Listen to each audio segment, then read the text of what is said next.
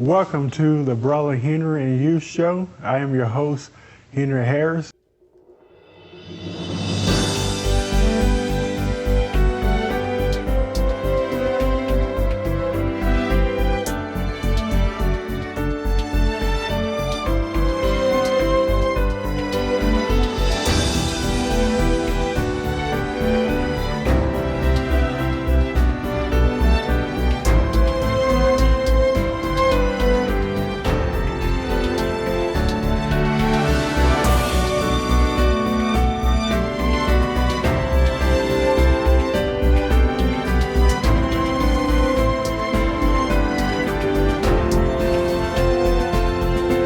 Brother Henry and You Show.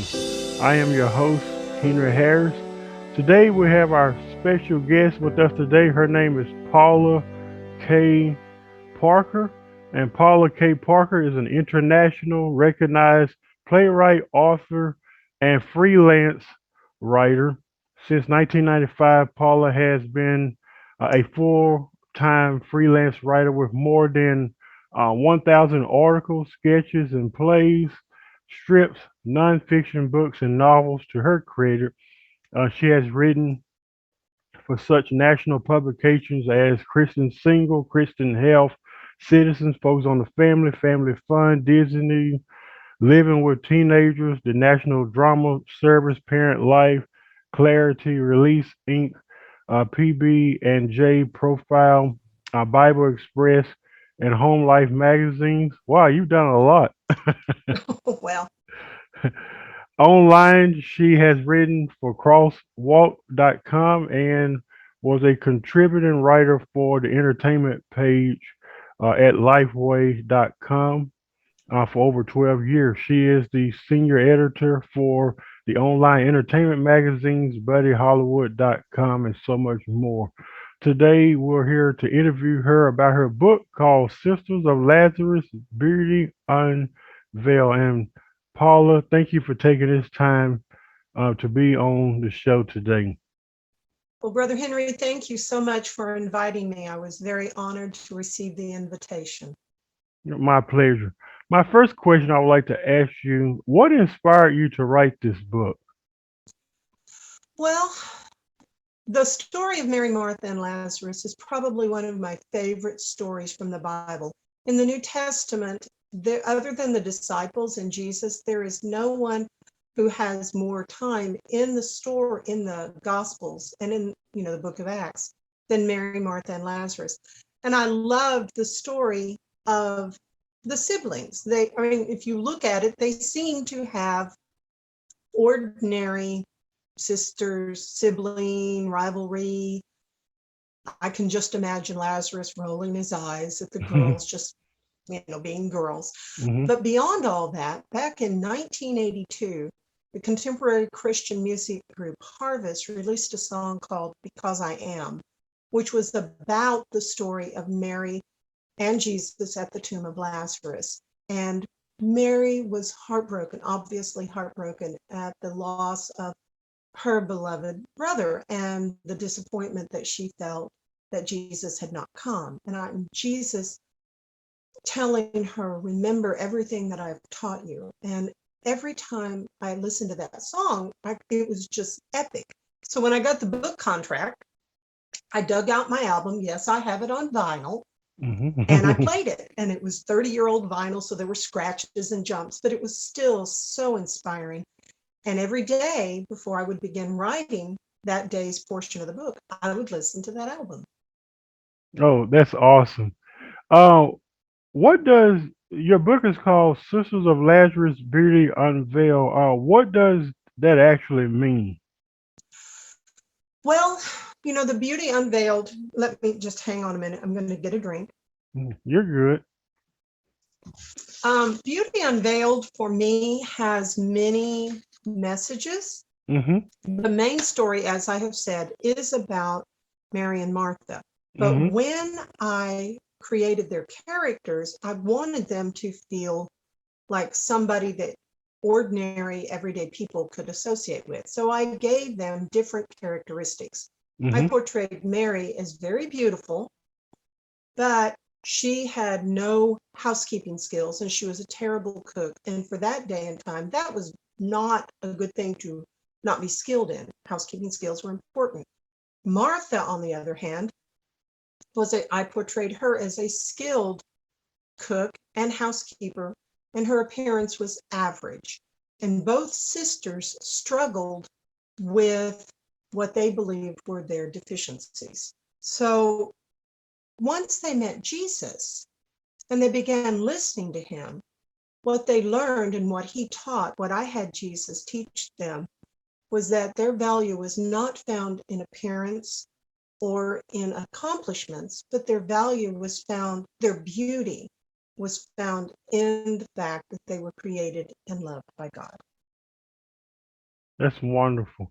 What audience are you trying to reach with this book?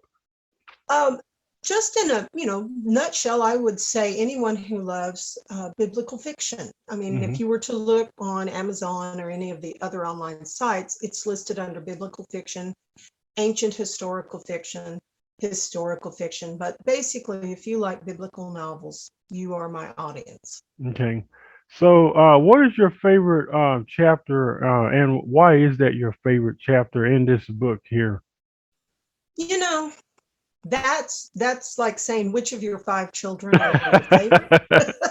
I know. I, um, I often ask authors that question. They're like, sure, Henry, and they really? probably give you that same response. Yep. Yeah. Uh, I would have to say that, and I can't tell you what my favorite is Yeah. of the story that I've made up because that would give it away. So you've got to buy the book and find out. Yes. But I do like the story, the scene at the tomb, the loss of Lazarus, and the confrontation between both Mary and Martha. The interesting thing is when you hear people teach about Mary and Martha, it's always Mary, was sat at the feet of Jesus, and Martha was busy and concerned with everything else. But at the tomb of Jesus, she's the one who said, "Roll away the stone." Hmm. She's the one who heard what he had to say and acted in faith on what he told her to do.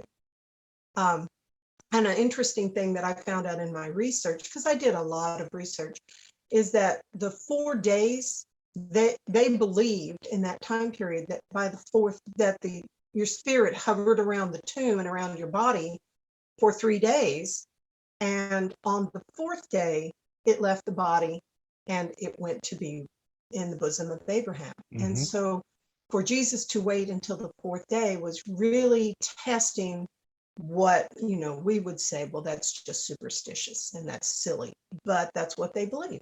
So there's that. The other thing is, throughout my life as a believer, there have been times when things happened to me that I thought, God, you did not answer my prayer. Why? And I was disappointed in God. But things happened that I look back now and go, if God had answered my prayer the way I wanted, then this wonderful thing never would have happened to me or to my family.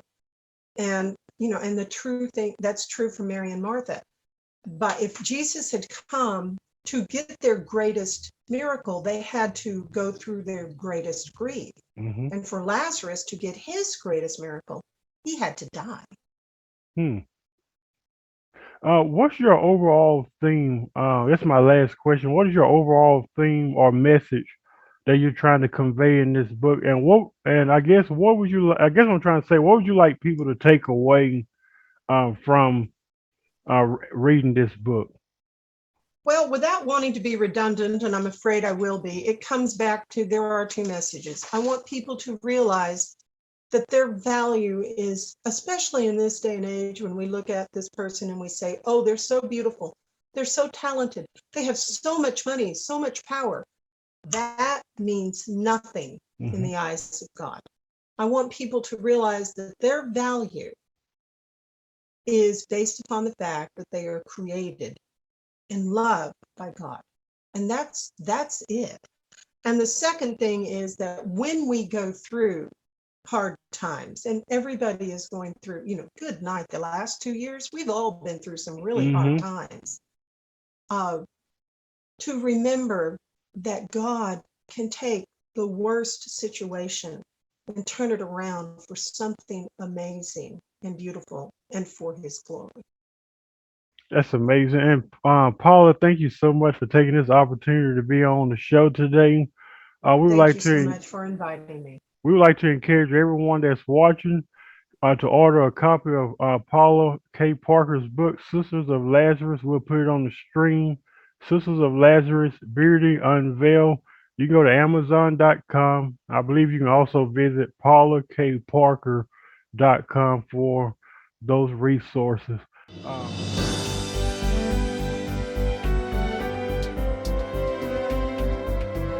We hope you have enjoyed today's program. We want to connect with you. Visit us at facebook.com/The Brother Henry and You Show, or visit us on our YouTube channel at youtube.com/Henry Harris 100.